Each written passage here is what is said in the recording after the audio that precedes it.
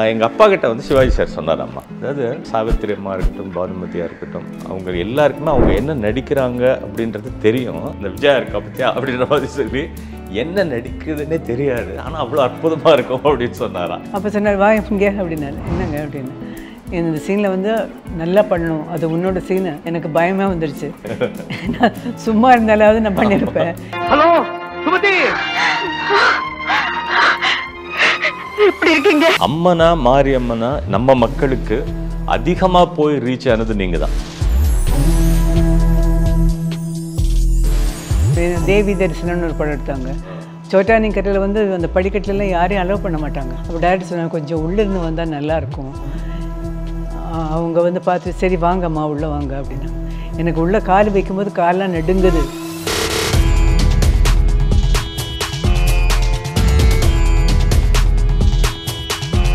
அப்போ அது பண்ணும்போது உணர்ந்தீங்களா, ஆண்டாள்ன்றது ஒரு மிகப்பெரிய கதாபாத்திரம், இதை நம்ம பண்ணுறோம்? அதெல்லாம் ஒன்றும் தெரியாது.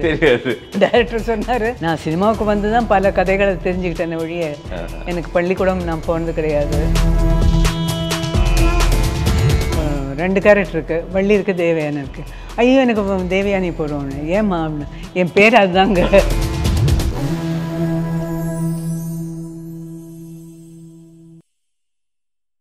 பழைய தங்கத்திற்கு நல்ல விலை கொடுக்கும் சிறந்த நிறுவனம் பெஸ்ட் மணி கோல்டு. அப்புறம் ஒரு முக்கியமான சம்பவமா எங்க ஃபாதர் சொல்லியிருக்காரு, ராமனேத்தனி ராமனடி படம் பற்றி சொல்லும்போது அதில் ஒரு சீன், பர்டிகுலர் ஒரு சீனு, நீங்கள் வந்து கல்யாணம் ஆனதுக்கப்புறம் கணவன் கை விட்டுட்டு போயிடுவார், நீங்கள் உங்களை ஒருத்தன் கெடுக்க வருவான், நீங்கள் கொலை பண்ணிட்டு ஜெயிலுக்கு போயிடுவீங்க, உங்கள் குழந்தைய வந்து சிவாஜி சார்ட்ட கொடுத்துட்டு போயிடுவீங்க. பல வருஷங்களுக்கு அப்புறம் அந்த குழந்தைய கூப்பிட்டுட்டு இவர் நடிகராயிருவார், சாப்பாட்டு ராமனாக இருந்தவர் உங்களுக்காக நடிகராயிருவார். அப்போ வரும்போது நீங்கள் பார்வையிலே கேட்பீங்க இது என்னன்னு, அவர் சொல்லுவார் உன் குழந்தை தான் அப்படின்வார். நீங்கள் வந்து உணர்ச்சி வசப்பட்டு இது பண்ணுவீங்க, கொஞ்சம் கண்ட்ரோல் பண்ணிக்கங்கன்னு. அந்த பர்ஃபார்மன்ஸ், அந்த சீன்லாம் முடிஞ்சதுக்கப்புறம் எங்கள் அப்பா கிட்ட வந்து சிவாஜி சார் சொன்னார் அம்மா, அதாவது எல்லாருக்குமே சாவித்திரி அம்மா இருக்கட்டும், பானுமதியாக இருக்கட்டும், அவங்க எல்லாருக்குமே அவங்க என்ன நடிக்கிறாங்க அப்படின்றது தெரியும். அப்போ உங்கள் பேரை சொல்லி, இந்த விஜயா இருக்கா பற்றியா அப்படின்ற மாதிரி சொல்லி என்ன நடிக்குதுன்னே தெரியாது, ஆனால் அவ்வளோ அற்புதமாக இருக்கும் அப்படின்னு சொன்னாராம். அது என்ன, அது உங்கள்கிட்ட கேட்கணும்னு நினச்சிக்கிட்டே இருந்து பார்க்கும்போது அது விஷயமா இல்லை, கரெக்டு தான். என்ன பண்ணுறேன்னு எனக்கு தெரியாது, ஆனால் டைரக்டருங்க இப்படி பண்ணுங்க, அப்படி பண்ணுங்க, கொஞ்சம் இங்கே பாருங்கள், இந்த மனசில் இந்த மாதிரி ஃபீல் பண்ணுங்க அப்படின்னு சொல்லி கொடுப்பாங்க நமக்கு. இப்போ சீனில் வந்து சில வேளை நம்ம ஒரு இடத்துல ஒர்க் பண்ணிவிட்டு இன்னொரு இடத்துக்கு வரும்போது கொஞ்சம் டயர்டாக இருப்போம், டல்லாக இருப்போம். இப்போ கேஎஸ் சாரே சொல்லுவார், இதுக்கு முன்னால் சீன் நீ அந்த இது பண்ணியிருக்க, அவனை பார்த்து மறைச்சிருக்க, வெட்ட போயிருக்க, அதனால அதோட கண்டினியூ, கொஞ்சம் உஷாராரு, நல்லா இரு அப்படின்னு சொல்லி அது மாதிரி நம்மளை கொஞ்சம் என்கரேஜ் பண்ணுவாங்க. அந்த காலத்து டைரக்டருக்கு பூராமே அப்படித்தான். இல்லை, இது ஒரு பெரிய காம்ப்ளிமெண்ட்மா. சிவாஜி சார் சொன்னது என்னென்னா, இப்போ அவங்களுக்கு தெரியும், இப்போ அவங்களுக்கு தெரியவே தெரியாது அவங்க இல்லை, எனக்கு இப்போ கூட தெரியாது சில விஷயங்கள். பட் சொல்லும்போது அவங்க என்ன சொல்கிறாங்க, டைரக்டர் என்ன சொல்கிறாரு, அதுதான் ஓகே. அதே மாதிரி திரிசூலத்தில் கூட அந்த சீன் எடுக்கும்போது, ஃபோன் சீன் எடுக்கும்போது சிவா சார் அந்த சீனில் இல்லை, அவர் வேறு இடத்துலேருந்து ஃபோன் பேசுகிற மாதிரி. அப்போ சொன்னார், வா இங்கே அப்படின்னாரு. என்னங்க அப்படின்னு, இந்த சீனில் வந்து நல்லா பண்ணணும், அது உன்னோட சீனு, ஸ்கோர் பண்ணணும், எனக்கு பயமாக வந்துடுச்சு. நான் சும்மா இருந்தாலாவது நான் பண்ணியிருப்பேன், இது வேறு சொல்லிட்டு போயிட்டாரு. அதனால அந்த மாதிரி இடங்கள்லாம் வந்து கொஞ்சம் சொல்லி கொடுப்பாரு, அது வந்து மறக்கவே முடியாது.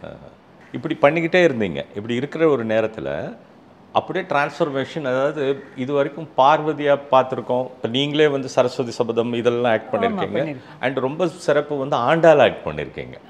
அது ஒரு அப்போ அது பண்ணும்போது உணர்ந்தீங்களா, ஆண்டாள்ன்றது ஒரு மிகப்பெரிய கதாபாத்திரம், இதை நம்ம பண்ணுறோம்? அதெல்லாம் ஒன்றும் தெரியாது. டைரக்டர் சொன்னார், அவங்க இந்த மாதிரி இருக்கணும், இப்படி இருக்கணும்னு சொன்னாங்க, அதை வச்சு தான் பண்ண தவிர எனக்கு அதை பற்றி தெரியாது. நான் சினிமாவுக்கு வந்து தான் பல கதைகளை தெரிஞ்சுக்கிட்டேன் ஒழிய எனக்கு பள்ளிக்கூடம் நான் போனது கிடையாது, அதனால அந்த ஞாபகங்களும் கிடையாது. அதனால எனக்கு சினிமா தான் என்னை பொறுத்த வரைக்கும் பள்ளிக்கூடம். பல விஷயங்கள் தெரிஞ்சுக்கிட்டது சினிமாவில் இருந்தான். இப்போமா இது பண்ணிக்கிட்டே இருக்கிற நேரத்தில் அப்படியே கம்ப்ளீட்டாக வந்து இங்கே அம்மனா மாரியம்மனா நம்ம மக்களுக்கு அதிகமாக போய் ரீச் ஆனது நீங்கள் தான். அதுக்கு முன்னாடி வந்து சாவித்திரி அம்மா இதான் நடிச்சிருக்காங்க, பத்மினி அம்மா நடிச்சிருக்காங்க, பட் இந்த அம்மன்றது வந்து பாமர மக்களுக்கு அதிகமாக போய் சேர்ந்தது. அது என்னன்னா காரணம், நம்ம வீட்டு தெய்வம். அது வந்து ஒரு பொண்ணு வந்து கல்யாணம் பண்ணிட்டு வர்றா, புருஷன் கொடுமை, இப்போ புருஷனை அடித்து கொன்று நெருப்பு வச்சு கொளுத்திட்டு போயிட்டாரு. கொடுத்துட்டு வீட்டுக்கு போகும்போது கூட்டிகிட்டு வர்றது என்னென்னா, ஒரு இது கோயிலுக்காக கூட்டிகிட்டு போகிறேன், திருவிழாவுக்காக கூட்டிகிட்டு போகிறேன்னு சொல்லிட்டு இவ்வளவும் பண்ணிவிட்டு அவளை நெருப்பு வச்சு எரிச்சிட்டு திருப்பி வீட்டுக்கு வர நேரத்தில், ராசி வீட்டுக்கெல்லாம் போயிட்டு வர நேரத்தில் இப்போது அம்மா கேட்பாங்களே ஒய்ஃப் எங்கன்னு, அப்பா கேட்பார், நம்ம என்ன பதில் சொல்கிறது? அவங்களுக்கு எதுக்கு அவங்க கேட்கணும், நம்ம அவங்ககிட்ட கேட்டுருவோம் எங்கன்னு அப்படின்னு வந்து கேட்பாரு. அப்போ இதை வந்து கேட்கலான்னு சொல்லிட்டு கதை திறக்கும்போது தான் நாங்கள் நிற்பேன். ஆமாம், அது வந்து சோஷியலில் தெய்வம் வர்றதுங்கிறது அதுதான் முதல் தடவை. அது வந்து நல்லா கேட்ச் ஆச்சு. ஏன்னா நாங்கள் ரொம்ப பயந்தோம், இந்த ஆடியன்ஸ் ஏற்றுப்பாங்களா சொல்லுவாங்களான்னு. எனக்கும் பயமாக தான் இருந்தது. அப்புறம் அப்படியே சாமி ஃபோட்டோ முன்னாடி நின்று அப்படியே கண்ணு சாமி அப்படி வச்சுருக்குது, ஒரு அரை கண்ணு ஓப்பன் பண்ணி அப்படியே இருக்கும், கை காலெலாம் அசியமாக அசையக்கூடாது, அப்படியெல்லாம் கொஞ்சம் ஸ்ட்ரெயின் பண்ணோம். அப்புறம் அவங்களும் வியட்நாம் வீடு சுந்தரம், வீரப்பன், வேலுமணி சார் தான் அதை டைரக்ட் பண்ணார். அப்புறம் அவங்கெல்லாம் கொஞ்சம் கொஞ்சம் சொல்லிக் கொடுப்பாங்க, எல்லாம் சேர்த்து அது ஒரு மிகப்பெரிய வெற்றி. இப்போ வரைக்கும் நம்ம வீட்டு தெய்வம்ன்றது அதில் தான் எனக்கு அந்த பேரே கிடைச்சது. ஓஹோ, அது வந்து மறக்க முடியாத விஷயம். அது என்ன, அதுக்கப்புறமும் நிறைய நீங்கள் அம்மன் படங்கள் பண்ணீங்க, அதுக்கப்புறம் பண்ணேன், நிறைய பண்ணீங்க. அதுக்கு ஏதாவது தனிப்பட்ட ப்ரிப்பரேஷன் பண்ணுவீங்களா, இல்லைன்னா அந்த நேரத்தில் ஏதாவது இப்படி இருக்கணும் அப்படின்னு ஏதாவது இருக்கா? அப்படி இப்படி இருக்கணும்னு எப்போவுமே நம்ம வேலைக்கு போகும்போது ரொம்ப கரெக்டாக தான் போவோம். கொஞ்சம் விரதங்கள்லாம் இருப்பேன். அதுதான் கேட்குறேன், அந்த சாப்பிட்றது, சாப்பாடு விஷயத்தில் கொஞ்சம் விரதங்கள்லாம் இருப்பேன். இந்த ஷூட்டிங்லாம் இருந்தால் சாப்பிட மாட்டேன். அப்புறம் ஏன்னா கோயிலுக்குள்ளே இருந்த நம்ம தேவி தரிசனம்னு ஒரு படம் எடுத்தாங்க. சோட்டானிக்கரையில் வந்து அந்த படிக்கட்டுலாம் யாரையும் அலோவ் பண்ண மாட்டாங்க. நான் அந்த அம்மன் சாதாரண அம்மன் வேஷம் போட்டுட்டு போகணுன்னு அப்போ டேரக்டர் சொன்னாங்க, கொஞ்சம் உள்ளேருந்து வந்தால் நல்லாயிருக்கும். அவங்க வந்து பார்த்துட்டு சரி வாங்கம்மா உள்ளே வாங்க அப்படின்னாங்க. எனக்கு உள்ளே கால் வைக்கும்போது காலெலாம் நடுங்குது. நம்ம அதுக்குள்ளே என்டர் பண்ண மாட்டோம் இல்லையா, அந்த மாதிரி ஒரு பெரிய பாக்கியெல்லாம் கிடச்சிது. அதே மாதிரி கல்கட்டாவுக்கு போயிருந்தோம் அந்த படத்துக்காக. அப்போ வந்து காளி கோவிலில் ஷூட்டிங் நடந்திருந்தது. அப்போது அப்படியே பிரதர்ஷனம் பண்ணி வரும்போது ஒவ்வொரு இடத்துலையும் கால் இப்படி போகும்போது அங்கே ஆட்டோட தலை இருக்கும், நிறைய பலி கொடுப்பாங்க அங்கே நிறைய. அந்த மாதிரி பல விஷயங்கள், பல கோயில்கள் பார்க்கறக்கூடிய ஒரு சந்தர்ப்பமும் கிடைச்சிது அந்த மாதிரி கேரக்டர் பண்ணதுனால. இப்போ இந்த பக்தின்றது வந்து உங்களுக்கு சின்ன வயசுல இருந்தே அது இருந்துட்டு இருக்கு. அப்போ உங்களுக்கு என்ன குலதெய்வம் மாதிரி ஆரம்ப காலகட்டங்கள்ல? தெய்வம் சொன்னா எல்லாரையும் கும்பிடுவேன், இதுதான் அப்படின்னு கிடையாது. ஆனால் மெயினாக முருகன், கணபதி, சிவன், பார்வதி. அது கூட ஒரு நாள் சொன்னீங்க, அதாவது எந்த வேஷம் வள்ளி பண்ணணுமா தேவயானி பண்ணணுமான்னு நீங்க உடனே உங்க பேர் இருக்கிறதுனால ஏபிஎன் சார் கேட்டாரு. ஆமாம், ஏபிஎன் சார் கேட்டார், கதை எல்லாம் சொல்லிட்டு நீ இதில் ஆட் பண்ணுறேன், 2 கேரக்டர் இருக்குது, வள்ளி இருக்குது, தேவயானி இருக்குது. ஐயோ எனக்கு தேவயானி போடுவோன்னு. ஏம்மா அப்படின்னு, என் பேர் அதுதாங்க அப்படின்னு. அது கேரக்டர் பற்றிலாம் தெரியாது, கேரக்டர் பற்றிலாம் தெரியாது. ஏன்னா எங்கள் வீட்டுக்காரர் பேரும் வேலாயுதன், அதனால எனக்கு அந்த கேரக்டர் போகிறோம் அப்படின்னு. ஓ சரி சரி நீ அதே பண்ண அப்படின்னாரு. இப்போ நீங்கள் இந்த தமிழ் பண்ணிக்கிட்டு இருக்கும்போதே தெலுங்கு படங்கள் ஆக்ட் பண்ணிங்கம்மா. நாங்கள் என்ன நினச்சிட்டு இருக்கோம்னா புராணிக் பண்ணது நீங்கள் வந்து ஏபிஎன் படம் தான் நினச்சிக்கிட்டு இருக்கோம். பட் அதுக்கு முன்னாடியே நீங்கள் பண்ணதா கேள்விப்பட்டோம், அது உண்மையா? என்ன படம்? என் டி ராமராவோட பண்ணேன், ஒரு 10 படம் ஆக்ட் பண்ணியிருப்பேன் தமிழில். அந்த டைமில் வந்து நான் தெலுங்குன்னு எப்படியோ தெரிஞ்சுக்கிட்டு, அப்பா தெலுங்குன்னு தெரிஞ்சுக்கிட்டு எனக்கு அங்கே கேட்டு வந்தாங்க. அப்போது நான் சொன்னேன் எனக்கு தெலுங்குலாம் பேச தெரியாது அப்படின்னு. இல்லை பரவாயில்ல நாங்கள் எல்லாம் கற்றுக் கொடுத்துட்றோம்னு சொல்லிட்டு கற்றுக் கொடுத்தாங்க. அந்த படம் வந்து எனக்கு ஒரு புது அனுபவமாக இருந்தது. எப்படி?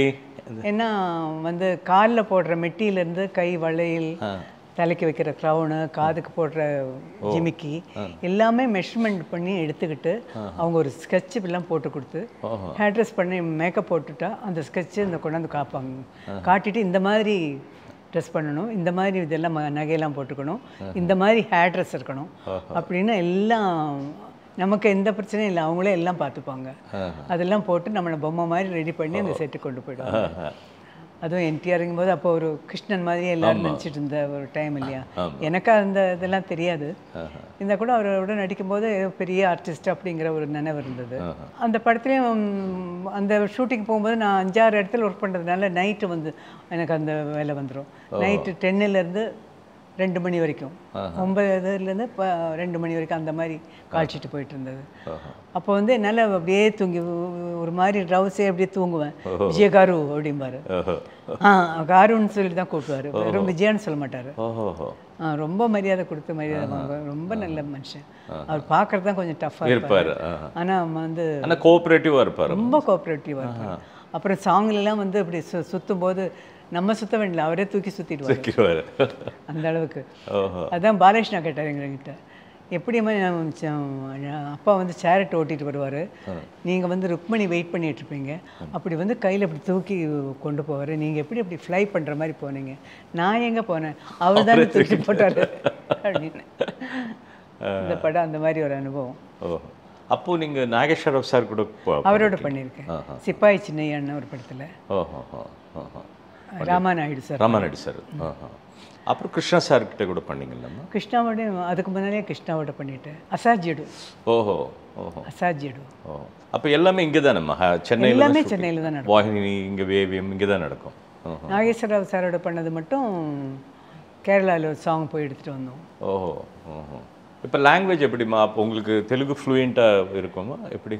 பரவாயில்ல, சுமாராக பேசுவேன். சொல்லி கொடுத்தா அது காதில் கேட்டுட்டு அப்புறம் ப்ராமிட் பண்ணுவாங்க இல்லையா, அதில் கேட்ச் பண்ணி போயிடுவேன். ஓகே. அதே டைம் வந்து மலையாளம் பண்ணீங்கல்ல? மலையாளம் பண்ணியிருக்கேன். மலையாளம் நசீர் சாரோட பண்ணியிருக்கீங்களாம்மா? மலையாளம் கிட்டத்தட்ட ஒரு 100 படம் பண்ணியிருப்பேன் நினைக்கிறேன். அப்படிங்களா? நிறைய பண்ணியிருக்கேன். கன்னடா பண்ணியிருக்கீங்களா? கன்னடா வந்து ஒரு 10 படங்கள் தான் பண்ணியிருக்கேன். நம்ம வீட்டு தெய்வம் வந்து கன்னடத்தில் பண்ணேன். அப்படிங்களா? பனசங்கரின்னு சொல்லிட்டு. ஸோ எல்லா லாங்குவேஜும் டச். ஒரு ஹிந்தி படம் கூட சொன்னாங்க. ஆமாம், பிகினிங்கில் ஒரு ஹிந்தி படம் வந்து மேஜர் சந்திரகாந்தன் வந்து இல்லையா தமிழில், அது வந்து ஃபஸ்ட்டு ஹிந்தியில் தான் எடுத்தாங்க, ஊஞ்சலோக்குன்னு. ஓகே. அதில் வந்து பொம்பளைங்களே இருக்க மாட்டாங்க யாரும், நாம ஒரு லேடி தான் அதில். அப்போ நானும் ரொம்ப பிஸியாக இருந்தனால அதுக்கு காட்சிட்டு அதிகமாக கொடுக்க முடியல என்னால். ஓகே. அதனால அப்படி அப்படியே கொஞ்சம். அதில் வந்து ஜெயலலிதா அம்மா பண்ண கேரக்டர் பண்ணீங்களா? அதுதான் ஹிந்தி படம். ஆமாம், ஹிந்தி படம். ஃபெரோஷ் கான், நான், அசோக் குமார். பழைய தங்கத்திற்கு நல்ல விலை கொடுக்கும் சிறந்த நிறுவனம் பெஸ்ட் மணி கோல்டு.